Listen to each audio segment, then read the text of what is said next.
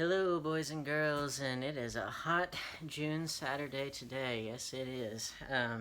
Well, we got our this month's horror pack box that came in the mail today, but first, I want to show you a few cool things that I found at Best Buy. But first, we are going to enjoy not the drink of unboxing champions, but fabulousness nonetheless. This delicious soy milk, strawberry, banana, um, raspberry, blueberry, blackberry shake, which, when combined all together, looks like I ground up Ivan Ooze and I'm consuming his essence. And it tastes good, does it not? Alright, well, first of all, I was rather surprised that, see, this is the one that I had been trying to order that one time, but then the standard Blu-ray got shipped to me. I was rather surprised that online on Amazon and eBay both, that for whatever reason the 4Ks of certain 20th Century Fox films are rather difficult to find, and I don't know why. One of which was Alien, or rather they're not hard to find, but they're going for rather outrageous prices for reasons that I don't know. But anyway, I did manage to find Alien here. And I specifically wanted one without the slipcover because, as we know, I have this Deadpool alien slip that I haven't been able to put to use, and so therefore, bam, I'm able to pop it on there, and we're good to go. And so that means that I only have two Deadpool slips that I need to still make use of, which is pretty exciting. But yeah, for whatever reason, like the 4Ks of certain ones, like Alien, Predator, all those, the X-Men trilogy, for whatever reason, those 4Ks are going for rather outrageous prices. Are they out of print? Like, what? I don't know. Is it because of the Disney acquisition? I don't know. I really don't know. But at any rate, yeah, I was glad to find that for a decent price, and I was able to grab it without the slip so I could pop my Deadpool one on there.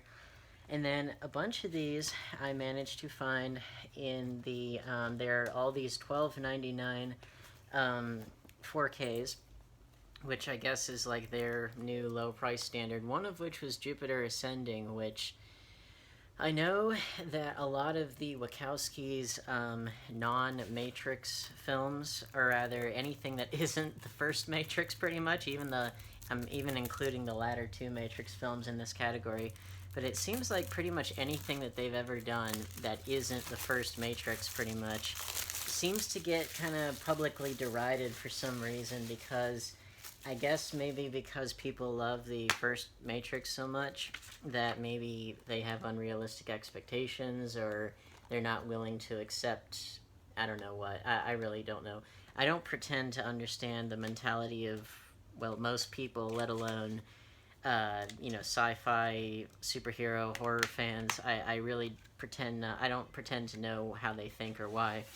But anyway, the Wachowskis, I will say this, even if their films, like, even if they don't, like, entirely work, or they don't work as well as they could have, and I would put this in that category, at the very least, they do things that, they're one of the few mainstream big-budget filmmakers that are willing to do things that are unique and different and not really fit into a lot of, like, really pre-existing molds, and they're things that are, and, like, this is an original concept, and it's like, what a sad day it is that original concepts that have a big budget, that, make it into theaters and all that, that they have so much more of an uphill battle to climb than anything in the past might have. Because The Matrix, yeah, I mean, it did borrow heavily from, like, Ghost in the Shell and anime and things, but it was, at its core, it was not a pre-existing IP, and it managed to do well, but that was 1999, and then this is 2015, and you have so many more layers that you have to kind of find your way through in order for a movie to stick that's an original concept. And this film, I think it was going after some really, really interesting ideas, because it was basically, it was kind of the Cinderella story, but then it was also a commentary on, like, you know, it kind of provided a genetic example, a genetic explanation for the closest thing to reincarnation that we can come up with. Plus, I like that it's a comment on corporate wastefulness, and just the fact that, you know, and also on like the beauty industry, and, you know, the quest for youth and things like that. There's a lot more to this than people think. I don't think it comes together as well as it perhaps could have, but I think people were generally being really unfair with it. And I know that it has a lot of fans subsequently. Usually, those fans tend to be, I think, young sci-fi female fans that are appreciative that it doesn't do a lot of the kind of damsel in distress tropes in it. I mean, yeah, you have, you know, Channing Tatum, who does save Mila Kunis at some point or whatever, but it's not in quite the same mold as other ones have been. And it's something that I think I just like that it was going for something different than what a lot of sci-fi films go for these days. I feel like it was kind of unfairly maligned in the same way as like Valerian and the City of a Thousand Planets was, because it's different. The public doesn't like it and doesn't understand it, blah blah blah. But one original IP that the public did like and understand, seemingly, was Cloverfield, and I did not have this on 4K, and I liked 10 Cloverfield Lane quite a bit more, and I couldn't find it. I looked for it, but I will find it. And I have not seen the Cloverfield Paradox, but I did, when I was in college, I did read the original spec script before it was bought and redeveloped as an entry in the Cloverfield franchise. But I remembered it was, the spec script was called The God Particle, and I thought it had some decent ideas. I don't think it was, I could see why it would have needed some more work before it was ready to make it to the screen. But at any rate, you know, it was, I'll be interested to see how that one shapes up. But the first Cloverfield, well, and the same thing happened with 10 Cloverfield Lane. Like, that was a spec script that was just a straight thriller, didn't have any sci-fi aspects in it at all. And then it was bought and reworked to be an entry in the Cloverfield franchise, which I guess is sort of like an anthology, you know, kind of very, very, very loosely tied together sequels. But the first Cloverfield, you know, good found footage film on the whole, kind of an interesting, well, giant monster slash kaiju, you know, film that's done in a found footage format, and this was before Paranormal Activity hit. At least it hit the mainstream. It hit the festival scene first, but this hit theaters, like wide release, before Paranormal Activity did. And this was Matt Reeves before he did Dawn of the Planet of the Apes and War for the Planet of the Apes, and then he's going on to do the Batman, which is pretty cool. As far as found footage films, I think this one's pretty good. It I don't normally get motion sick or anything. And the criticisms of the cinematography of this are that it made some people motion sick. And it's like, I don't want to say, I don't want to feed into that, and yet at the same time, like, when they're jumping around on the rooftops, I did get a little dizzy, or a little, I don't know, some sense of maybe even a little bit of vertigo, which again, I don't normally have. I gotta watch it again. I mean, granted, they're up really high, so maybe that's probably very intentional, but, you know, out of all the times when I've ever heard that criticism about found footage, this was like the only time I can think of off the top of my head where that could have applied. And, you know, produced by J.J. Abrams, written by Drew Goddard, who wrote The Cabin in the Woods alongside Joss Whedon, and, you know, I think he adapted The Martian with Matt Damon, so yeah, pretty good pedigree there. And then we got the First Underworld on 4K, which I gotta collect all these films now. This is the only one that I've seen out of the Underworld series, but I do want to see the others. And I remembered really liking this film. I think this is definitely a standout film for Kate Beckinsale as an actress. I think she fits in to this world, and as a vampire, she fits in really, really well. I think it has that kind of, well, that late 90s, early 2000s, this was 2003, you know, it has that, that, you know, goth appeal that the Matrix films had, that unfortunately did kind of fade away with time, which is too bad, because I always liked the aesthetic. But yeah, I remembered really liking this film, and I do want to see the others, but the only Underworld films that are on 4K are this one and the very last one. But I jumped on this because I found it with the slip. And if you know anything about Sony films, they tend not to have their slips in print for very long. But yeah, glad to have found that. And then the last of the 4Ks that I managed to find was the Expendables trilogy there. And I had not seen these, but I know that it for a lot of like action fans, it does give you a lot of these iconic stars all together in one place.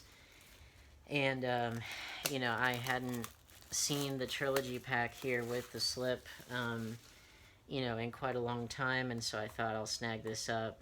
And this particular one, like I've seen, like at Walmart, they had these. They would have these like trilogy packs of 4K films that would only have the 4K disc, but they wouldn't have the Blu-ray or anything else. And I remembered not really wanting to jump on that. And then eventually, with this series, they came out with the trilogy pack that had everything that you'd want in one place. And yeah, so I had been meaning to see these and to jump in on them because, well, I know that the second one in particular has gotten a lot of praise. I think the first one, I believe, was directed by Sylvester Stallone himself, and then the second one was what's his face, Simon West, who did the first Tomb Raider film, and he did Con Air, as I recall, and then the third one was Patrick Hughes, who I don't know who that is, but anyway, yeah, so it's kind of like the ultimate like action stars all together in one place, and I do love that that cover there. That's really cool. And then that's all for the 4Ks, but then this was one that I reserved, and it was the Best Buy exclusive Steelbook of Watchmen, the HBO series, which I understand is not getting another season, and so that's too bad, but I've heard great things about this series. Now, I know that it does I guess that it adapts, it follows where the graphic novel left off, so it's not really trying to continue what the movie established, and it's oh, this is cool. Yeah, it's not really trying to, I guess, follow what the movie established, even though the movie itself, on the whole, seemed to follow the graphic novel fairly closely. You know, there are obviously some notable differences, but, you know, it could have been a lot more different. But, yeah, this one, I guess, it's more of a sequel to the graphic novel than it is to the movie, but one of the... So obviously Alan Moore is not keen on his stuff being adapted, but because he doesn't own the rights to most of his work, because it's owned by, you know, DC for most of his bibliography, they own it, and so they're able to do what they want with it. He just doesn't want it to be credited for it because he doesn't want anything to do with it.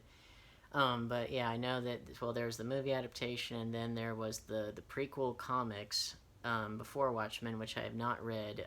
Now, Watchmen, the graphic novel, was foundational for me as a creative person.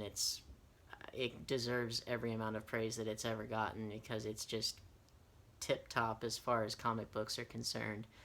But yeah, I'm interested to see. I would like to read before Watchmen, all of those, and then the Button series that I guess ties the universe of Watchmen in with the rest of DC continuity, and then obviously I've read Watchmen, but then I'll see the HBO series, so you know, you'll get to see kind of the whole timeline of that world, even though only the graphic novel is signed off on by Alan Moore himself officially. And then one more for you. I had to snag this while I could. It was A Score to Settle with Nicolas Cage. I snagged it because these RLJE films, they also, the slipcovers for those, they tend to not stay in print very long. And so I wanted to make sure I snagged that up while I had the chance. There have been times where I have not done that, and I regretted it, like with A Christmas Horror Story, which I really, really liked. I actually liked that version of the Krampus more than the 2015 Krampus, just because it was a little bit more close to what the Krampus actually is in, European folklore. But yeah, for this one, it's like, well, I love Nicolas Cage. I think he can do all kinds of great cheese-tastic films, and wanted to make sure I grabbed it up with the slipcover while I still could. And it wasn't expensive. Okay, now with all of that out of the way, let's see what Horror Pack has in store for us, shall we? Let us see, indeed. Alright. And keep in mind, as with all Horror Pack selections, I have no idea what I am going to get. This is all a complete surprise, and you are going to discover all of this along with me. So first up is the Belko Experiment. I have wanted to see this for quite a while. Does not have the slipcover, but I bet I can find it relatively easily. This was something that James Gunn had written. Did not direct it, but he had wrote it. And this is part of the resurrected Orion line of films. Because Orion, if you know, they were big in the indie film world for much of like the late 80s, early 90s, and they scored 2 Best Picture winners back-to-back with Dances with Wolves in 1990 and The Silence of the Lambs in 91. But yeah, they went bankrupt, and I guess that this film and a few others have kind of gone into at least resurrecting the label, which is interesting. But yeah, I've wanted to see this for quite some time. I've always liked James Gunn's writing. I've met him in person. He signed my copy of Tromeo and Juliet, which was his first script that he wrote with Lloyd Kaufman of Troma. And yeah, very nice, and I'm eager to check it out. Alright, and what else have we got? We have Cruel Will. So this is our Horror Pack exclusive here. Thank you again to Horror Pack for making sure that indie filmmakers can get an avenue to get their work seen and have it be released on Blu-ray. Yeah, that's really, really nice. I think we need to make sure always that we are getting indie horror out there for people to see.